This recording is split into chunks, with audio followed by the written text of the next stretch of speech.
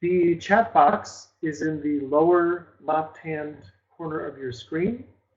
You can type a message anytime into the long, narrow rectangle to the left of the blue send button, and click send. Everyone will be able to see it. In addition, another way that you can ask questions or communicate, the question and answer mode of this webinar is on, which means that there is a ask a question button, which you should be able to see on your screen. Click on that, and the system will let me know that you have a question, and I can actually activate your audio, so everyone will be able to hear your question, and we can have a dialogue if that's necessary. And then when your question has been answered, then I can take back the mic and we will proceed with the webinar. So that's it. Away we go. A little background on this webinar. I thought it would be a good idea to do a review of everything that's happened over the last 3 months. It's certainly been a whirlwind of legislative activity, and in considering it from a cognitive framing standpoint and heading into a critical 2016 election year, there are some real lessons to be learned in terms of how we can take the kind of legislative trouncing that went on over the last 3 months and all of these terrible bills that have been passed and will soon be signed into law. Some of them already have been. And how we could turn that actually into an effective way to message the 2016 elections.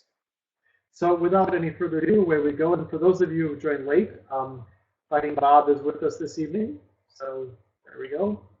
He will be our mascot this evening. Unfortunately, I can't get him to set somewhere where you can see him all the time. So he'll just be off to the side here. So away we go, looking at the major legislative impact over the last few months. I think everyone will agree.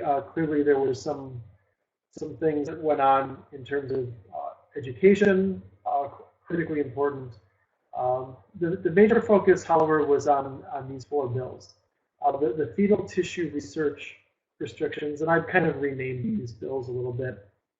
The civil service destruction, tearing down our civil service system.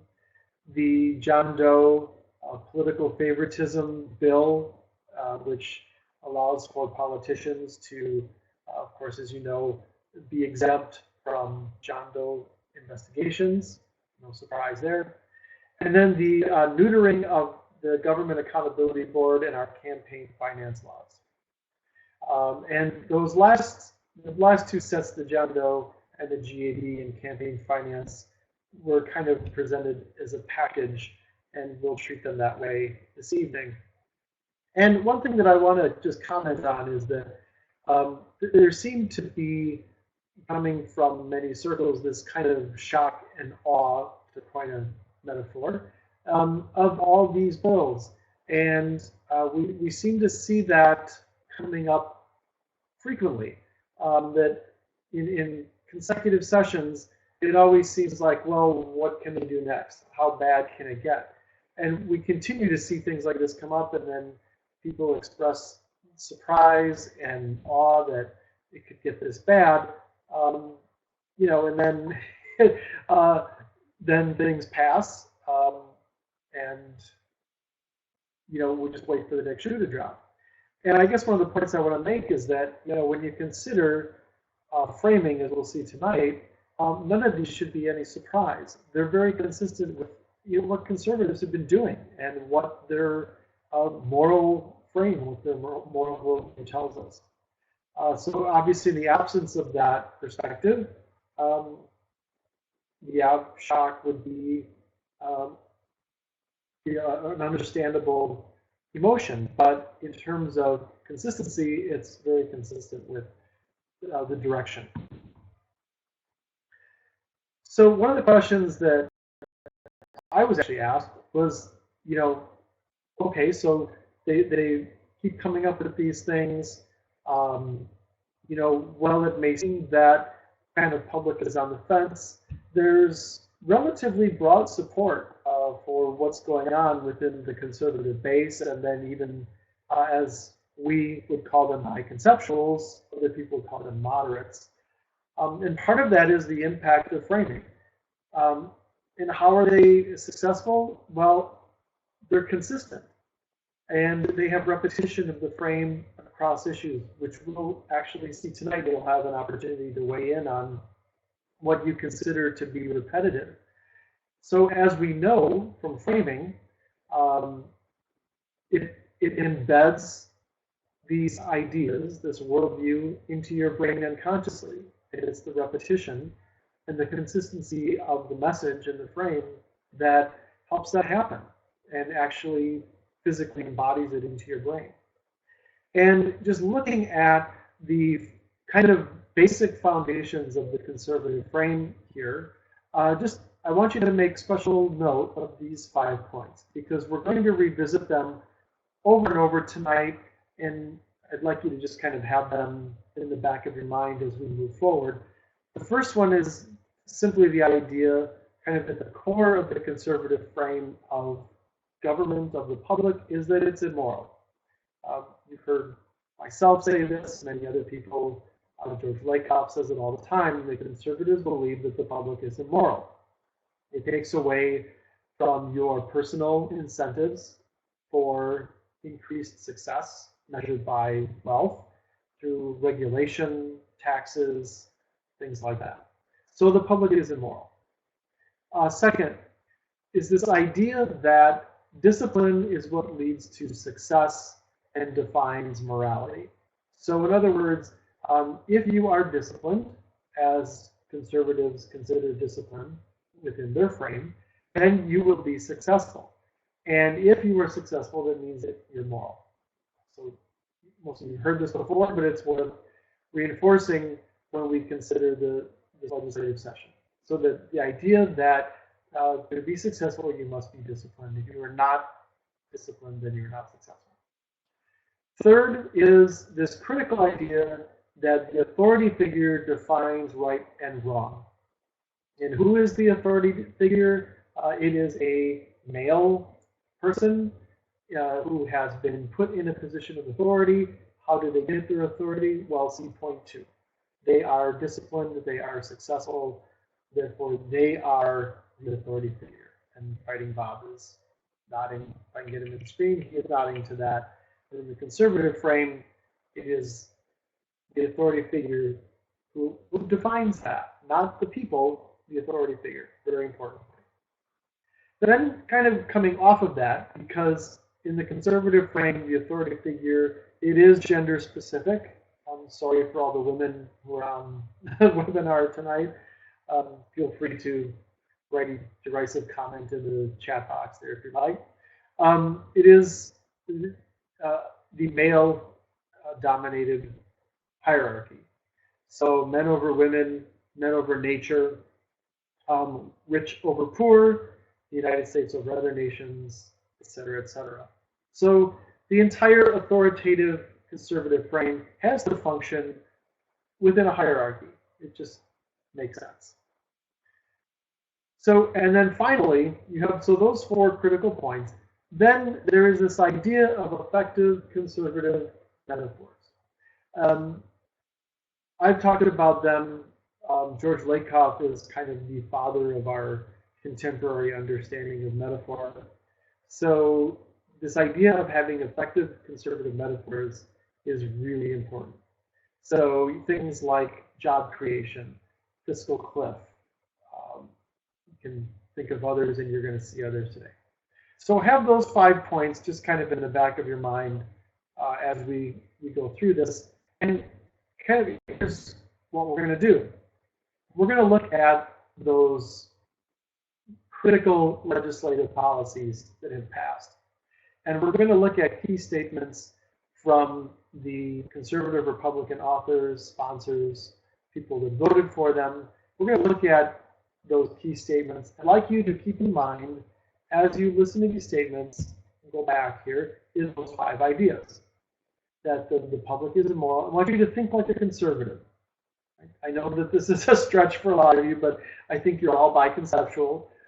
So look at them through the eyes of the conservative frame, and think about what is resonating there.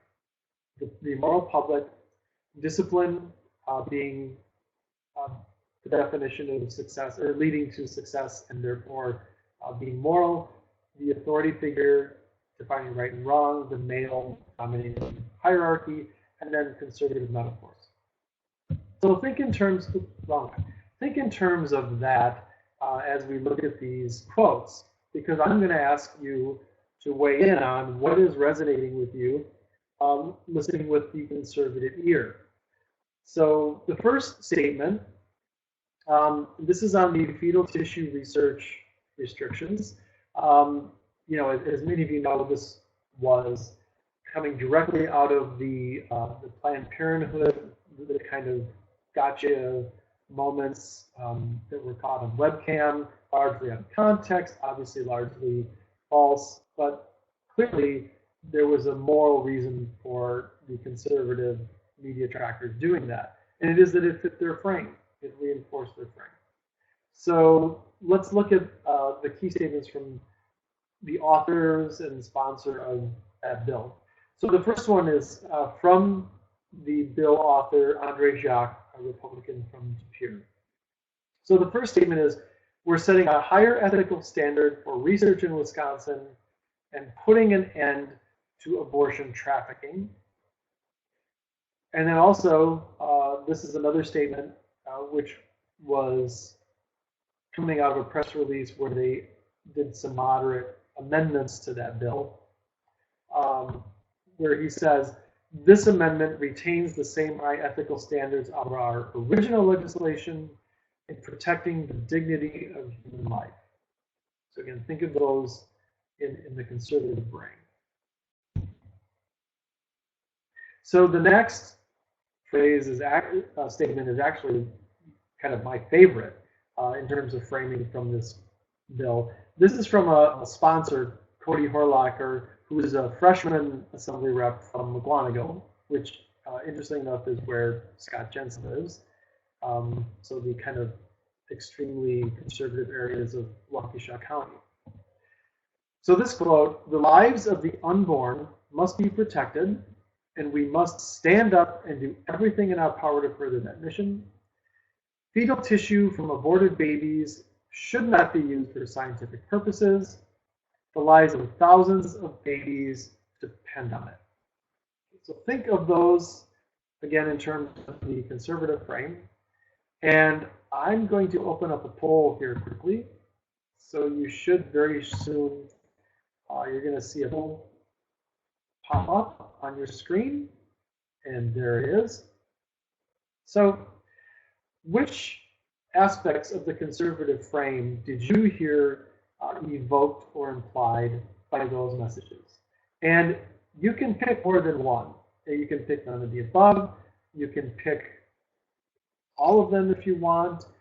But which resonated with you most? And people are voting. And I also say there's no right answer. This is not an exact science. So this is all based on perceptions and what you think is being. It's looking like everybody has voted. Okay. So really, first of all, sorry, my earbud was falling out there. Really good job, because a lot of people picked up on the effective metaphors. So I'm going to end the voting. So a lot of people picked up on the idea of effective metaphors. And then, of course, public and moral had the most votes, and yes, clearly that was part of it.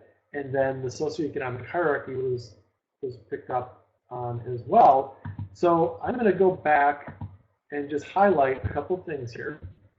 So first of all, yes, the public being immoral, basically this idea here in this slide um, that we have to do everything in our power to further the mission, including undermining the government's responsibility to protect, um, first of all, a woman's freedom to uh, to donate the tissue from her body. Um, so that's part of it, but also this idea of um, the ethical standard is being set that bypasses the government, the legislative process in terms of looking at the response. And again, the responsibility of government to protect the woman's freedom uh, to donate tissue from her body for life-saving research. So that's important. The other thing is that the biggest thing with this whole debate is, of course, the metaphors, because you see over and over aborted tissue trafficking. The idea of, you think of trafficking in terms of like drug running, illegal activity, protecting the dignity of human life. Of course, that says nothing about the woman, and you're talking about unviable fetal tissue here.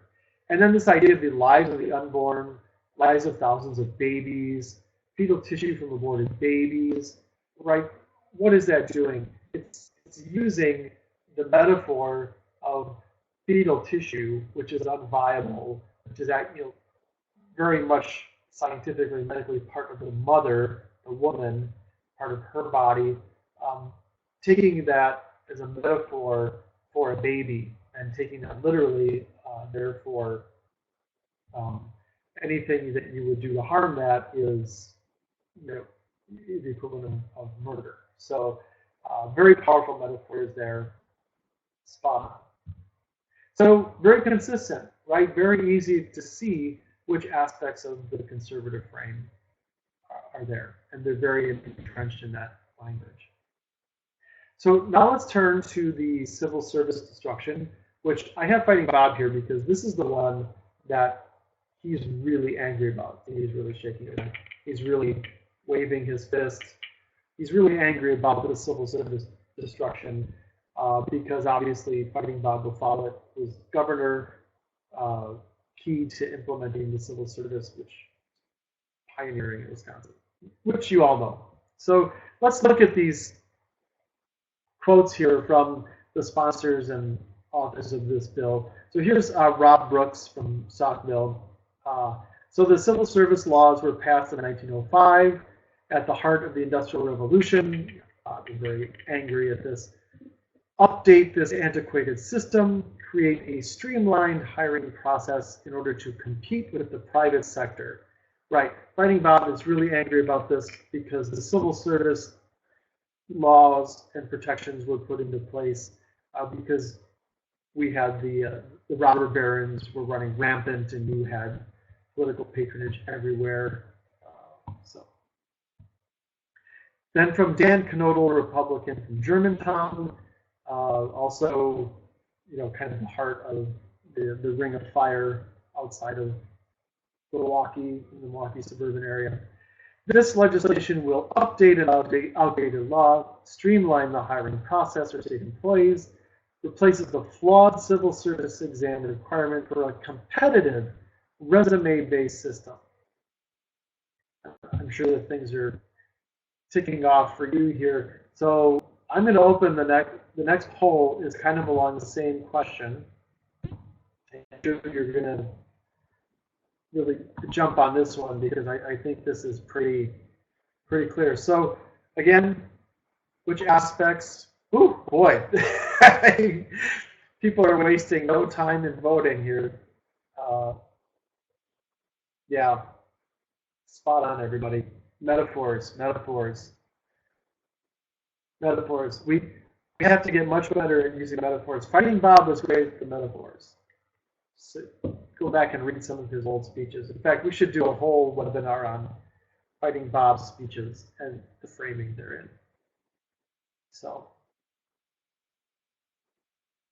So pretty much the voting is done. So if you still want to vote, I'll take a drink of water and you can. Okay. So we're going to end the voting, and guess what? Everybody thought exactly what I thought there. Okay, so right, the public is immoral. They talk about the private sector, competing with the private sector. They're talking about competitive resume-based system. Absolutely right. And then the metaphors are everywhere, right? Antiquated system, right? Never mind that the system was updated in the 70s, right? Antiquated, it's old, it's creaky and dusty. Streamlined hiring process. Look, the hiring process isn't literally streamlined. That's a metaphor. Outdated laws, streamlining again. It's everywhere. So there's an aspect of this that I also want to point out that nobody got, and it's very subtle, but it's there. And it's the idea of the second point there, discipline. Discipline leads to success. So look at the second quote there, Dan Knodl's quote, and he talks about a competitive resume-based system. So that's where the discipline and success comes in. So it's the morally disciplined people will rise to the top, and they deserve to rise to the top because they're the ones that are disciplined and should be successful. Right? That can mean political patronage and political appointees because it's the people who are the most moral and disciplined in the conservative frame. So hopefully that makes a lot of sense.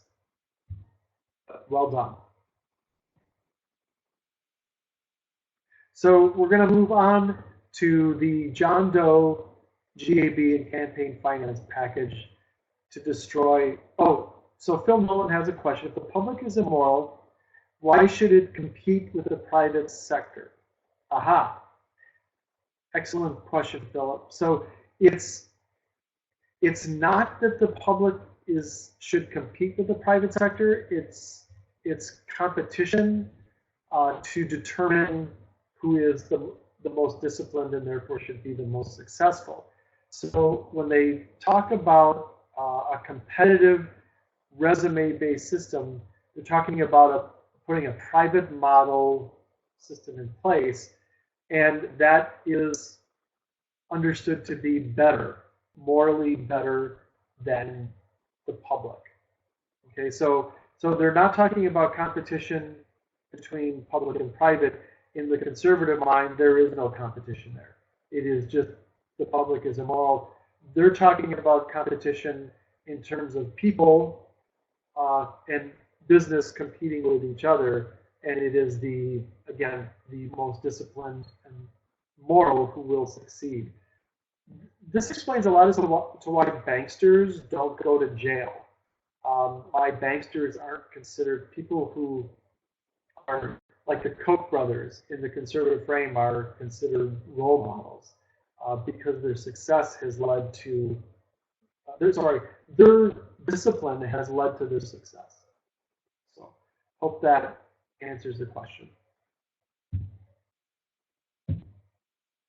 So here we are on the package to destroy government of the people, as I like to, and of course, Fighting Bob is steaming mad about this one too. So Mary Jarvis is, oh, hi Mary, welcome. How do we message the advantages or balance of the public?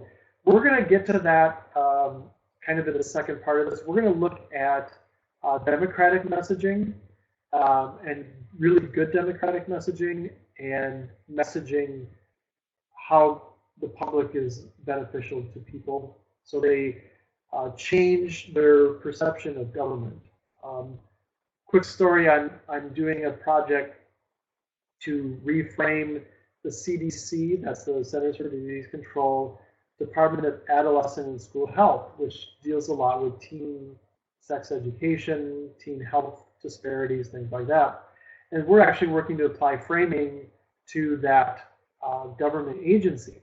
And part of the plan and what we're testing and messaging right now is to get people to think about government agencies differently, because obviously people have a very negative view of government. So one of our challenges is progressive. And also then to have an actually progressive government. That's another challenge, is to actually have government of the people. So here's Speaker Voss and his press release upon passage of the campaign finance and GAD bills. So today was a victory for free speech in Wisconsin. Even though Democrats spent 2 days repeating hyperboles, our reform moved forward to allow more participation in the political process and greater transparency and accountability in government. So, interesting how he's talking about free speech. So think of that in terms of the conservative frame. So here's some more. You're going to be really impressed by this. Keep an eye on Janelle Brandtjen. So she's a Republican from Menominee Falls, again, Waukesha County, Ring of Fire. She's a freshwoman. And here are 3 statements from the same press release on each issue from her.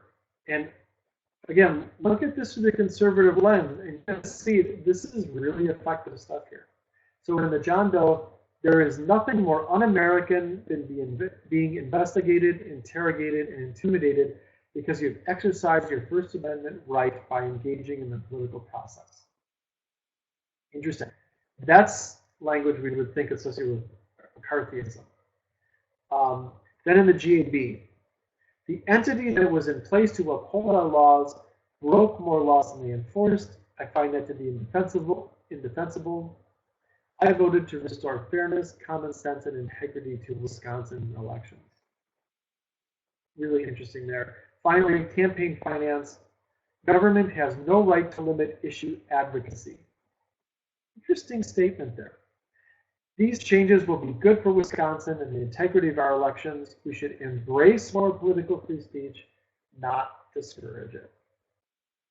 So, give you a second to keep looking at those. So now going to the same question.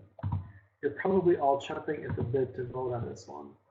So this poll.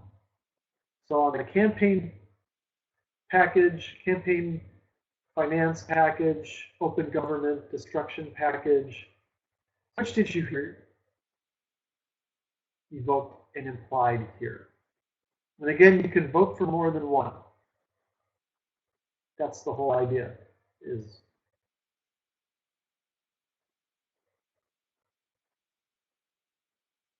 give everybody a few minutes to vote here.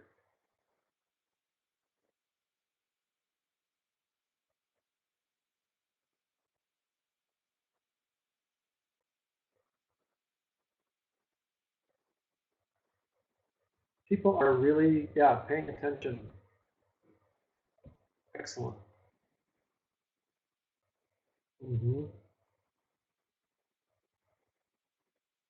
So everybody picked up on the metaphors. Really good. And everybody, almost, I mean, the votes were kind of split between the authority figure defining right and wrong and the immoral public. So I'm going to close out that poll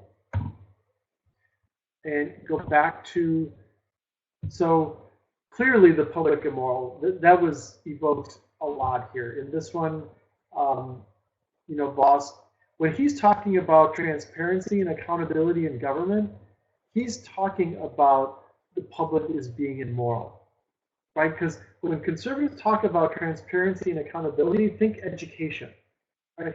They're talking about how do we measure what's failing and who to punish, right? So with government, it's the same thing with the public. They're looking to measure, right, what's not working and who to punish, right, what to close, and that's government. So that's their, clearly the metaphors are everywhere. Moving reforms forward, greater transparency, the idea of, where's the one? Um, oh, embracing political free speech. Right. So it's spot on there. So clearly, you see consistency in all the conservative communications and messaging about these bills, right? They didn't talk about issue to issue, right? They talk common themes, common values, right? The public is immoral, that you have, oh, and I'm sorry, yes, the authority figure was in all, right, that basically the authority figure decides what's free speech and what's not, correct, and it's conservative, right. So all of that is moral, right? So for Democrats and progressives to counter that, we have to evoke our moral frame. So this gets to Mary's question, is how do we message to the public? Because in the progressive frame, just keep these 4 points in mind, right? And Bob is nodding to that, right? So empathy, in other words, our responsibility for others, right? That's what government is. That's what our elected officials are there to do, represent us. You see democracy there. So we'll just go right to the most. Empathy, private enterprise and prosperity depends on the public, right? Think of that great Elizabeth Warren speech. You know, nobody got rich on their own, right? You moved goods on roads we all built, hired workers we all educated, et cetera, et cetera, et cetera. Right? Then this idea that the public has a moral responsibility to protect and empower the people it serves. That's really important to these issues, every one of them.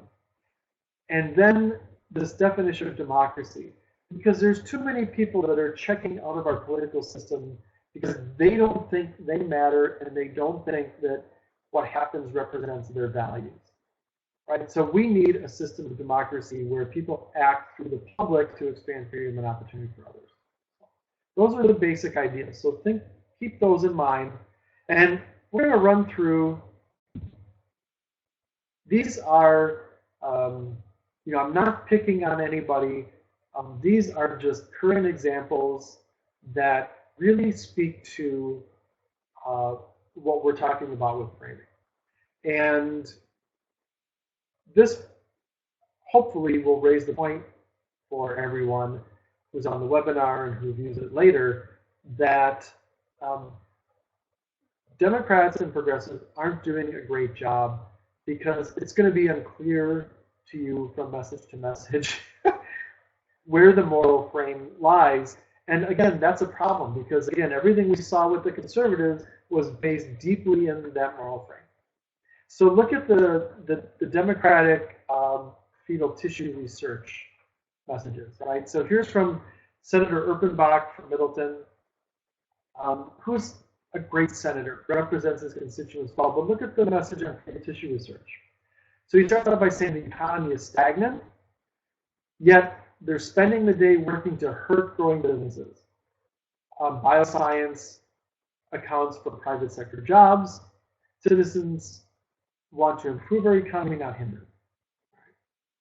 And then Danny Dye, who is with One Wisconsin Now, talks about the fact that there's nowhere Republicans won't impose their personal beliefs, or no one that they'll impose their personal beliefs on.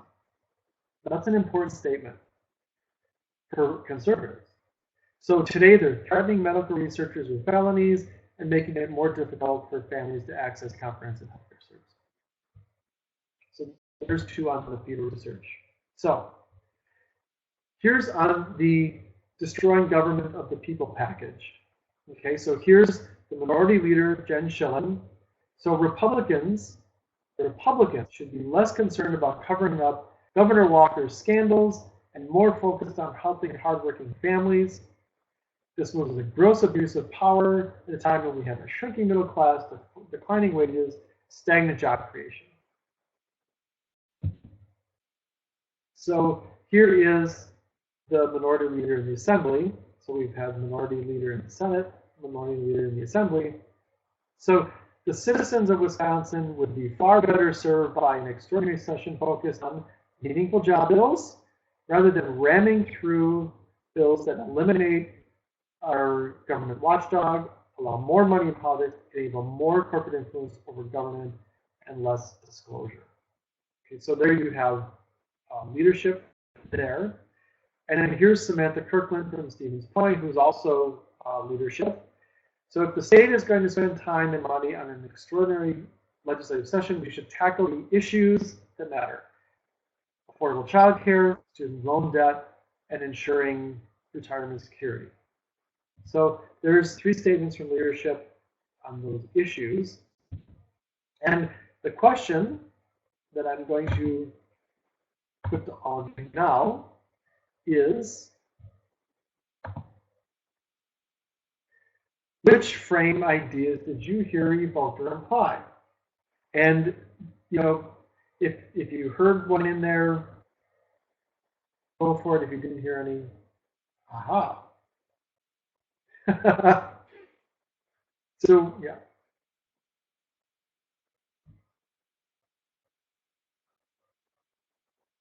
Mm-hmm. So here's what's interesting. Okay, so people have voted, and it's completely split, right? This same number of people voted for none of the above as voted for any of the other ideas. And I'm guessing that you all really had to dig deep to get those ideas. And I'm going to go back and end the voting and show you why. But it was literally a split decision with people, the same number of people picking none of the above as picked any of the other framing ideas. So why is that? So let's just go back to this statement here. So first of all, the big mistake obviously is that evoking Governor Walker immediately evokes the conservative frame. That's number one. So the other thing is that when you select a group focused on helping hardworking Wisconsin families, right, is that the progressive definition of the public or democracy, that it only helps hardworking families, right? Because who defines hardworking? Like today, conservatives define hardworking. That's a critical piece there, right? So yes, Senator Schilling brings up the gross abuse of political power. Understood. And you understand that to mean that the private depends on the public and the definition of government as a progressive, right? But then she goes on to say, to talk about issues: shrinking middle class, declining family wages, and stagnant job creation, right? Those are issues, and really nowhere in here is the why, the frame, evoked as effectively as it is in the conservative messages. Right? You were all able to pick out very easily what conservative phrases and everything were. Whereas here, everybody was kind of split. You know, here again, in Representative Barca's statement here, again, they're talking about job bills and then government watchdog. Look, government watchdog is a conservative term because it implies that kind of accountability, punishment kind of thing. Because what does the watchdog do? It punishes, barks when somebody does something wrong. And then these are issues: allowing money in politics, enabling corporate influence over government, less disclosure, right? Really, so the point I want to make with all these is that, well, you kind of have to dig for it. The frame and the values, and again, the moral worldview is not front and center. So, and especially when you start picking out issues and groups of people like that, because look, Republicans and conservatives, they want to make childcare affordable. Um, they actually, they have different moral ideas about how that happens and how student loan debt should get gotten rid of, and then retirement with security. Right? They have ideas about that in their frame. So how is the progressive frame different? That gets to Mary's question: how do we message the advantages of the public in the progressive frame? So here's some examples. Glad you asked that question. So here's some effective framing. So we've seen some that has been just kind of dancing around the edges. So this is really good. So this is Melissa Sargent, a Democrat from Madison, who is talking about the civil service systems. So look at how she frames the civil service system.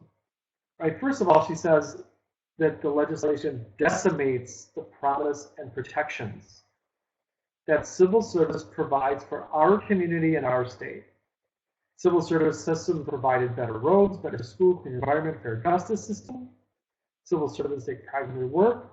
They make our state a better place to live. They're neighbors, not enemies. This is a great line. The civil service system has helped to build the middle class of our state.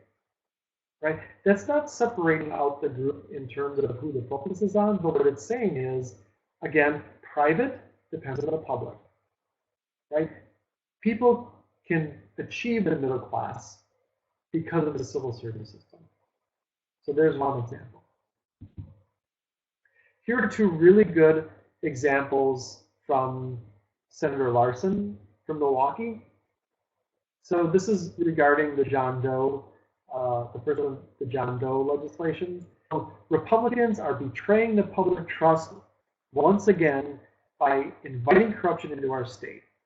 So he talks about betraying the public trust, carving out elected officials from our state's John Doe laws, making them immune from the investigations that has brought the administration's culture of corruption to light. So think about that in terms of what the progressive frame is, right? And how that differs from kind of the dancing around the edges messages. Then finally, for this campaign finance, Republicans are quick to bend over backwards for themselves and their billionaire buddies. However, they won't lift a finger for the families in Wisconsin that continue to struggle due to Governor Walker and Republican bosses' misguided haste to make Wisconsin open for corruption. There's a reason why it's okay for him to use Governor Walker in there, and it's because he's providing a moral contrast in that statement, right? Because he's talking about how Republicans are bending over backwards for their own self-interest and their billionaire buddies, yet they won't do anything for the families. And he uses families very generally, not just a specific group of people, and that they're struggling because of that betrayal. And I really like the metaphorical play on words open for corruption instead of saying open for business, because the other thing that does is it provides a moral contrast to the open for business that can lead to corruption. So, because people will evoke that open for business when they see that, but then they'll link it with that being open for business can lead to corruption. So they're very, very well done there. Finally, Senator Weinhaut from Alma. This is from one of her kind of pieces that she released to the media, rather lengthy, but this is a good chunk of it here that was really good. So please do what you can to stop the dismantling of the civil service system. Mary from Trumbull County asked, residents express concern that government jobs will be filled with political friends and relatives of those in power and will fail to serve its citizens. So here are the key progressive phrases I wanted to point out, and I think this will help answer Mary's question. So the idea of the promise and protections that civil service provides for our community. Right? very progressive frame there. Civil service system provides better roads, better schools, cleaner environment, fair justice system. Our civil servants, right, they serve us, take pride in their work, and make our state a better place to live. And the civil service system has helped to build the middle class of our state. So there are positive, progressive messages there. The other thing that framing does is it helps you undermine your opponent. And here are some great examples of how, so you have this positive, progressive vision that was laid out previously. So here's how you undermine what Republicans are doing leading in 2016, right? They're betraying the public trust once again by inviting corruption into order. That sounds like something that my friend Fighting Bob would say here. Right? He likes that one. Republicans are quick to bend over backwards for themselves and their billionaire buddies. They won't lift a finger for the families in Wisconsin that continue to struggle. Government jobs will be filled with friends and relatives of those in power, right? So you clear moral difference there. And I like what Senator Vinehau did, where she says, look, this is my constituents saying this. The people are saying this, because then you get this idea of populism going, that this is what people are thinking, this is what they value, right? Stop the dismantling of the civil service system. And of course, it has to be framed correctly. And then the idea that the Republicans are letting Wisconsin be open for corruption. So, sorry. So I think that this poll will probably be have a bit quicker and more uniform response. So now, what did you hear from these? And again, you can pick more than one.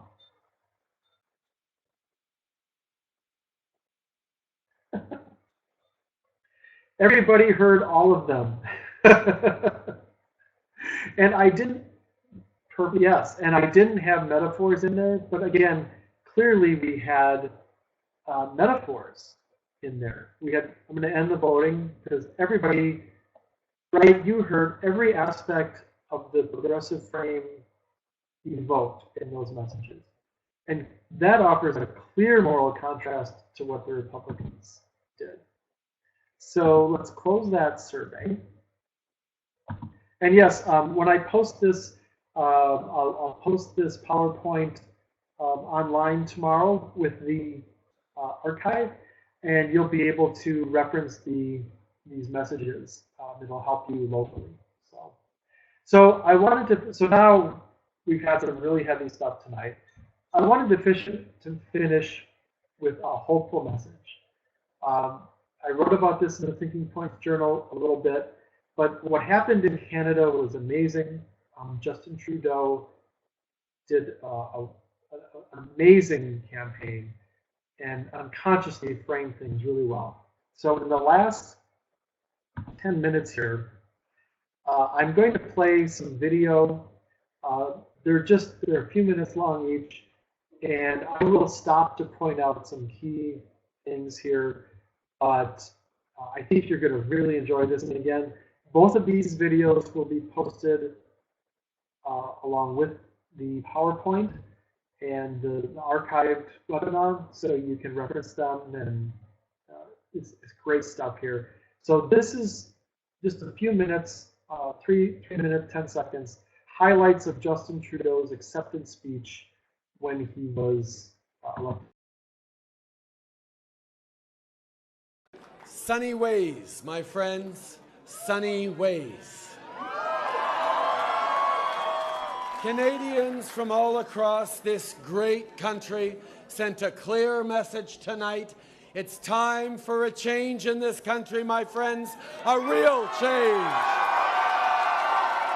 We won this election because we listened.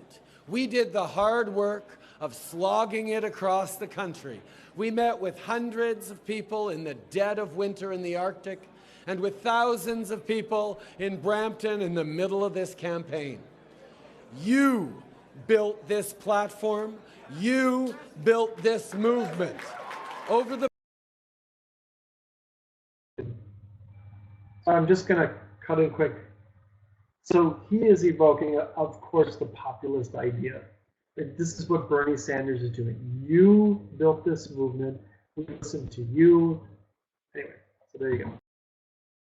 Last 3 years, you told us what you're going through. You told us that it's getting harder and harder to make ends meet, let alone to get ahead. You told us you're worried about whether you'll be able to afford a dignified retirement. You told us that your communities need investment. You told us you need a fair shot at better jobs. You are the inspiration for our efforts. You are the reason why we worked so hard to be here tonight, and you will be at the heart of this new government. So he finishes with a great metaphor. You will be at the heart of this new government after he has gone through a group of issues, but he framed the issues really well in terms of that this is what the people value, right? What the fair, fair shot at opportunity, et cetera, et cetera. We believe in our hearts that this country's unique diversity is a blessing bestowed upon us by previous generations of Canadians. Canadians who stared down prejudice and fought discrimination in all its forms. We know that our enviable, inclusive society didn't happen by accident and won't continue without effort. Have faith in your fellow citizens, my friends. They are kind and generous. They are open-minded and optimistic. And they know in their heart of hearts that a Canadian is a Canadian is a Canadian. My friends, we beat fear with hope. We beat cynicism with hard work. We beat negative, divisive politics with a positive vision that brings Canadians together.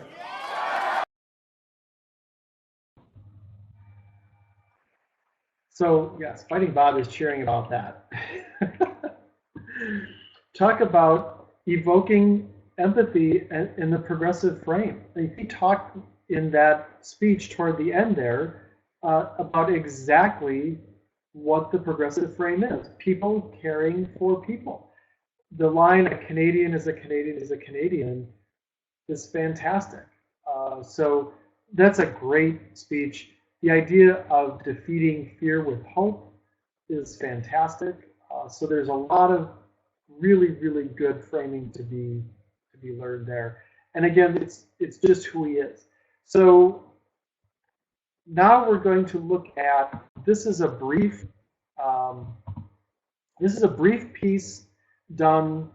A national media group did a little review of the final days of Trudeau's campaign. And we'll just listen to a couple minutes of this because they talk about something that is actually, it's framing. And they're not aware of it, but they're reporting on the difference in his campaign. You know, a lot of people say that he was born on third base. In a sense, he was. He's born with the Trudeau last name. He was born with good looks. He was born with connections. The question is how did you use those? You look at this last 78 days. That I think sort of defined him. I think he's become, in the eyes of a lot of people, a better politician for having done what he did so flawlessly over the last 78 days. Day one, a portrait of the Trudeau campaign begins here in Vancouver at the city's Gay Pride Parade. An unorthodox campaign from the start, launching far from Ottawa. Most of the Liberals' winning decisions are on display right here. The candidate without a jacket, wading into the crowd with a manic energy. Whether political calculation or qualities that come naturally, the approach will serve him well in the 11 weeks to come. Including here a gift of rolling with whatever moment a campaign can deliver. These are the sort of the wild days of everything, where you get to see what this guy is like without the pretensions of power. Martin Patriquin is Quebec bureau chief for Maclean's magazine and reported on the Liberal team. If you had any other politician, and I would probably even include Obama in this, had a topless woman run up to him and get into a frame and then snap a shot of themselves, I don't think they would have reacted the way that Trudeau did. If you look at that picture, he might have been, he was with a topless woman, but he might have been with a toddler or somebody's grandmother. He was smiling, he was happy, and he just did it. There was not any shame in that. It wasn't like there was anything wrong with that. So, you know, people can make fun of him all they want on social media, but the fact is that it didn't bother him at all. Early on, the Liberals make a key strategic decision, promising billions in infrastructure spending and running deficits to pay for it. It's the all-important wedge issue, isolating the NDP, and voters get behind the idea. Well, we believe that the economy needs investment, jobs, and growth. Journalist Jonathan Kay worked with Trudeau on his recent memoir and believes the deficit decision was a bold move.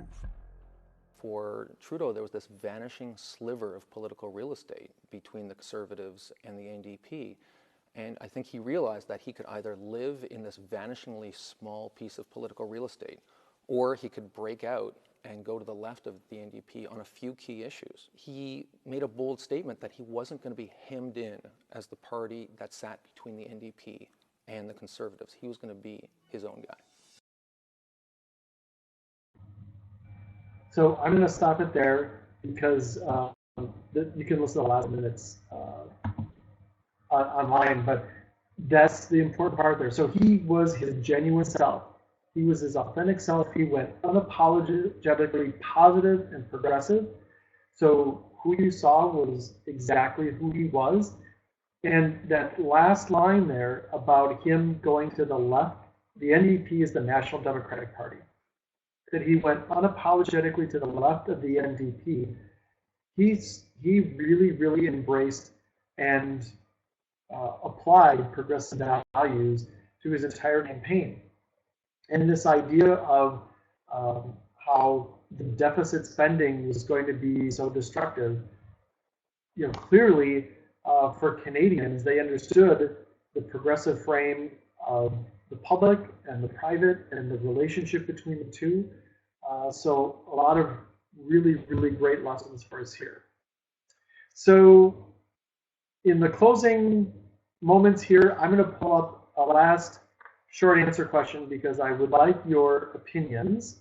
But the question is, so in your mind, based on what Trudeau has done and what you've seen over this last year, what do Democrats need to do? What do Democrats need to do to start winning elections, to start changing public discourse? Like your very, very open answer. A couple of housekeeping things before I open the poll. So the next webinar is December 17th. It's the last one of the year. So feel free to email me on what you want to see discussed. And there's some new stuff that I'm going to be doing in 2016. Not only for all of you, but in general. So spread the word. I'm going to be using Twitter more to start spreading ideas of framing on current events. Just like a quick hitting tweet about how to frame something, and on Facebook, more frequent blog posts. And I'm going to start giving out an award for the best framed political message. And I will accept nominations. So I'll send out some emails before that happens. So I'm going to open the short answer poll now and type it in, and the system will save your ideas, and they will be completely anonymous. So there you go. So I want to thank you all for participating tonight. Fighting Bob says good night. I will see all of you soon. I'm just going to turn off the microphone and the video, and then stop the recording. But I'll keep the webinar up so you can all answer the question in due time. So thanks a lot.